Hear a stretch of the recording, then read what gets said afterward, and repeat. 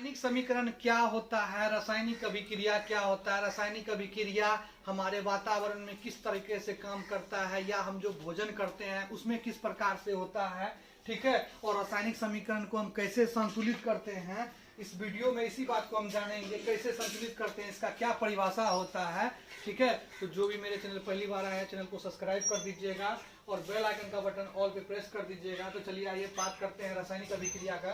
देखिए रासायनिक अभिक्रिया क्या होता है। सबसे पहले हमारे वातावरण में कोई भी चीज होता है तो वो अपना रंग बदल देता है, समझ गया ना, रंग बदलता है या परिवर्तित हो जाता है। जैसे मान लो पानी किसमें परिवर्तित हो जाता है जी, सागर का पानी किसमें परिवर्तित होता है, नमक में बनता है जी, पानी में नमक बनता है रे।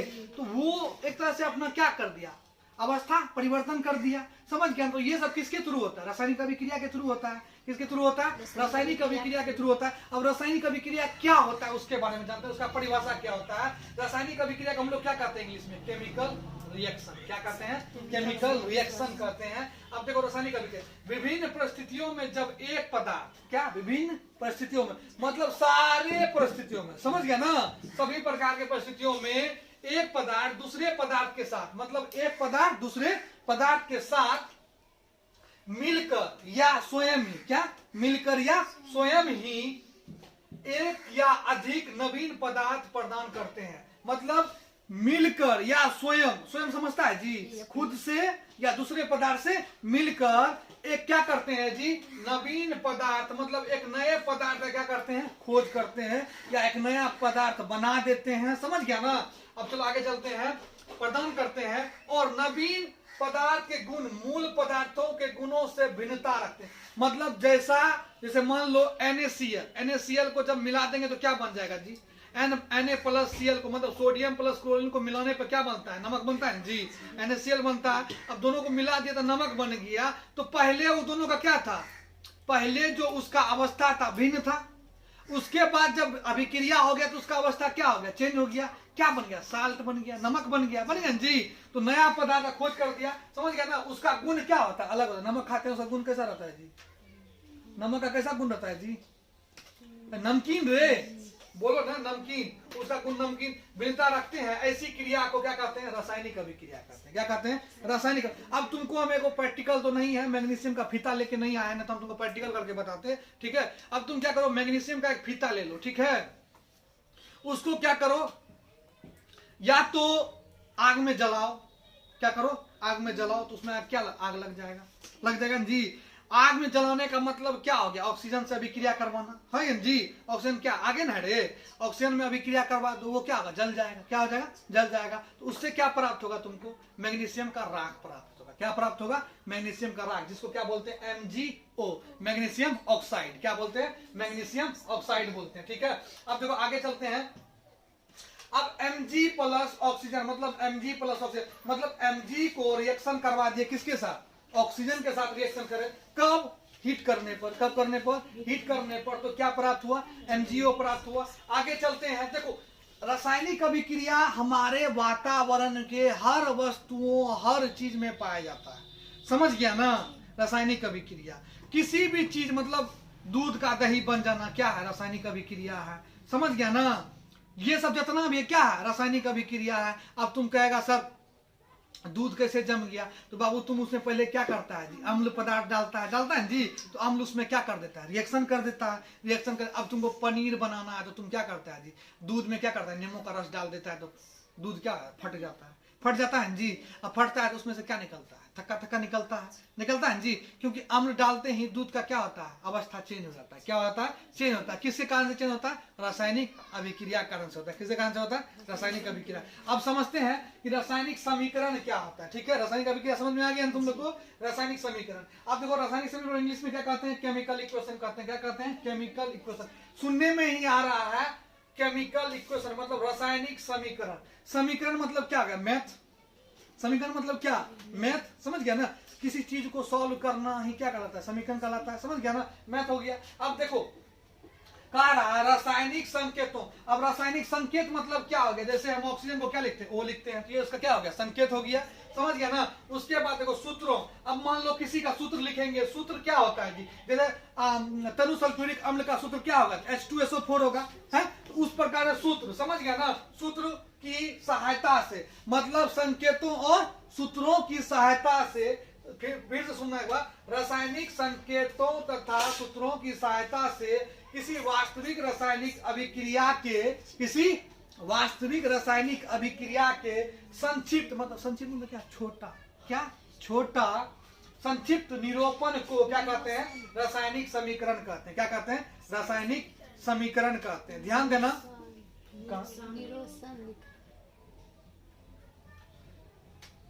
क्या है ना, दिमाग हटा और दुर्घटना घट गया, इसी कारण से जब लिख रहे होंगे ना दिमाग यहाँ से हट गया होगा, इसलिए गलती हो गया यहाँ पे, ठीक है। चलो अब देखो, संक्षिप्त निरूपण को क्या कहते हैं, रासायनिक समीकरण कहते हैं। अब रासायनिक समीकरण तो हो गया, इसका परिभाषा जान लिए। अब रासायनिक समीकरण को जो है कैसे हम लोग क्या करते हैं, संतुलित करते हैं, कैसे इसको लिखते हैं। तो ये हमने एक रासायनिक समीकरण लिखा है, 1 नंबर, Zn प्लस H2SO4 को अभिक्रिया कराया तो क्या बन गया, जिंक सल्फेट प्लस क्या बन गया, हाइड्रोजन बन गया। जिंक सल्फेट प्लस क्या बन गया, हाइड्रोजन बन गया। अब देखो किसको किसको अभिक्रिया करवाया था, तो जिंक प्लस सल्फ्यूरिक अम्ल को क्या करवाया था, अभिक्रिया करवाया था। अभिक्रिया करवाने के बाद हमको क्या प्राप्त हुआ, Zn plus SO4 plus H2। अब देखो ये क्या ये संतुलित है, ध्यान से देखना, संतुलित है ना जी। यहाँ पर देखो H2 है, यहाँ पे भी H2 है, यहाँ पे Zn 1 है, यहाँ पे भी Zn 1 है, यहाँ पे SO4 है, यहाँ पे SO4 है, संतुलित है, कोई दिक्कत नहीं है। चलते हैं आगे। अब इस वाले मतलब अभिक्रिया से पहले वाले पदार्थ को क्या कहते हैं, अभिकारक कहते हैं। क्या कहते हैं, अभिकारक। इंग्लिश में क्या कहते हैं, रिएक्टेंट्स। क्या कहते हैं, रिएक्टेंट्स। फिर से बोलो, क्या कहते हैं, रिएक्टेंट्स, ठीक है। अब आगे चलते हैं। अभिक्रिया के बाद जो प्राप्त होता है, मतलब जब किसी पदार्थ को अभिक्रिया करा देते हैं या किसी तत्व को अभिक्रिया करवा देते हैं, उसके बाद जो प्राप्त होता है उसे क्या कहते हैं, उत्पाद या प्रतिफल। इंग्लिश में क्या कहते हैं, प्रोडक्ट। क्या कहते हैं, प्रोडक्ट। जब तुम कोई सामान, जैसे कि जब तुम कोई सामान चीज अति करता है, जब तुम उसको बनाता है, तो जब वो बन के तैयार होता है, तुम क्या कहता है, प्रोडक्ट। क्या कहता है, प्रोडक्ट। ये बन के हमारा तैयार हो जाता है, ये बन के देखो, हम इसमें से अभिक्रिया करवाए तो हमारा क्या, ये बन के तैयार हो गया, ठीक है। अब देखो, ये तो हो गया क्या तुमको, रासायनिक अभिक्रिया और रासायनिक समीकरण। अब तुमको एक चीज हम बताने वाले हैं, 5 मिनट का एक खेल और बचा हुआ है जो कि मोस्ट इंपोर्टेंट है, ध्यान से सुनना। बस इसी जगह समझा देते हैं, ठीक है। बस नजर में हटाना तो दुर्घटना घट जाएगा फटाक से, समझ गया ना। थोड़ा सा बस, और बस 2 मिनट का खेल है यहाँ पे। देखो, एक अभिक्रिया हम लिखते हैं, ठीक है, ध्यान से देखना, CaCO3, ठीक है। पहला नंबर लेते हैं अभिक्रिया, CaCO3, ठीक है। अभिक्रिया करने के बाद CaO प्लस क्या, CO2, ठीक है। अब यहाँ पे जो है सोचने वाली बात है, ध्यान देना, किस पे, अब यहाँ पे ऐसे लगा दिए तो क्या होगा, गर्म करने पर, किस पे, गर्म करने पर। अब देखो CaCO3 है, ठीक है। अब इसको गर्म जब किए तो ये कितने भागों में विभक्त हो गया, 2 भागों में। अभिकारक को जब गर्म किए, किसके फलस्वरूप, अभिक्रिया के फलस्वरूप, किसके फलस्वरूप, अभिक्रिया के फलस्वरूप, तो ये क्या हो गया, 2 भागों में विभक्त हो गया। क्या ये संतुलित है, संतुलित है। कैसे संतुलित निकालेंगे, देखो, Ca यहाँ पे कितना है, 1 है, और C कितना है यहाँ पे, 1 है, O कितना है यहाँ पे, 3 है, ठीक है। C क्या को है, Ca अलग है जी, C अलग है, C को कार्बन बोलते हैं और C क्या बोलते हैं जी, इसलिए बोलते हैं परमाणु संख्या याद कर लो बाबू, समझ गया ना। हाँ, अब देखो इस साइड में देखते हैं, इस साइड में Ca कितना है, 1 है, O कितना है इधर, 1 यहाँ पे है और 2 यहाँ पे, कितना हो गया, 3 हो गया, और C कितना है यहाँ पे भी 1 है, तो संतुलित है ये अभिक्रिया, है ना जी। अब देखो तुमको हम बता देते हैं, बिना संतुलित वाला अभिक्रिया को तुमको हम समझाते हैं, इसका एक अथी में दिया होगा। हाँ चलो, मिल गया। देखो अब ये जो ऊपर की ओर निशान दे रहा है, इसका मतलब क्या हो गया, गैस या उष्मा, समझ गया ना, हवा में क्या हो गया, उड़ गया, समझ गया ना। आगे चलते एक और दिखाते हैं, तुम लोग को समझना है बस, कैसे निकालते हैं, कैसे बनाते हैं, समझ गया ना। अब दूसरा देखो, एक और लेते हैं, है ना, हम क्वेश्चन सॉल्व कर दे एक तो इसका, ठीक है, क्वेश्चन सॉल्व कर दे।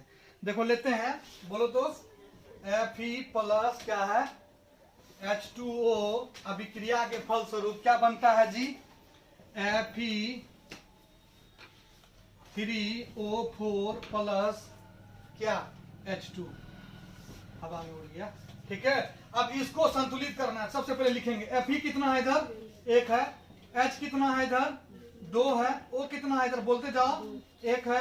इस साइड में ले लेंगे, इस साइड में Fe कितना है जी, 3 है, 3 है, कितना है, 3 है। O कितना है जी, 4 है, और H कितना है इधर जी, 2 है। जोड़ो, 4 3 7 2 9, इधर कितना हो गया, 2 1 3 1, कितना हो गया जी, 4। तो इधर क्या है, कम है, तो इसको क्या करेंगे, संतुलित करेंगे जी। संतुलित करने के लिए कितना लगाएंगे यहाँ पे, बोलो जी, संतुलित करने के लिए अगर यहाँ पे कितना लगाएंगे, 3 लगा देंगे, ठीक है। 3 लगाएंगे तो कितना हो जाएगा, 3 गो Fe हो गया, ध्यान से देखना, 3 ठो Fe पुड़ गया जी, देखो 3 ठो पुड़ गया।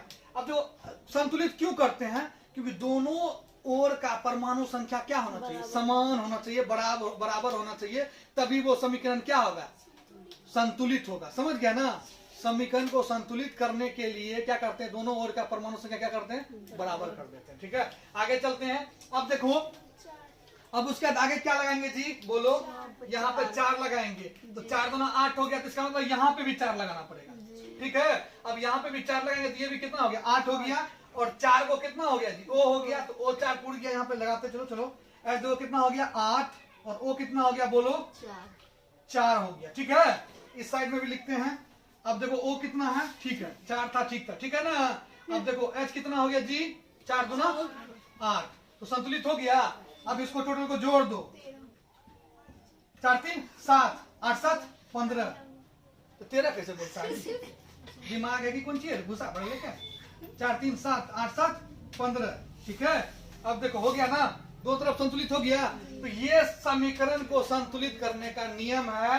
तो ये जो है वीडियो का, ये वीडियो पार्ट 1 हो गया, ठीक है, वीडियो पार्ट 1 हो गया ये। अब पार्ट 2 इसका फिर आएगा, ठीक है। उसमें हम बताएंगे क्या, रासायनिक अभिक्रिया के भौतिक गुण, रासायनिक अभिक्रिया के रासायनिक गुण, समीकरण के क्या गुण हैं, ठीक है। समीकरण को बनाने का कितना तरीका, कितना विधि है, तो 3 विधि है, हीट एंड ट्रायल विधि, आंशिक विधि, और उसके बाद कौन सा, गणितीय, बीज गणितीय विधि, उस सभी के बारे में हम बताएंगे, ठीक है। अभी तक के लिए क्या, इतना ही, ठीक है। नेक्स्ट वीडियो में इसका पार्ट 2 हम केमिस्ट्री का जल्दी डालेंगे, ठीक है।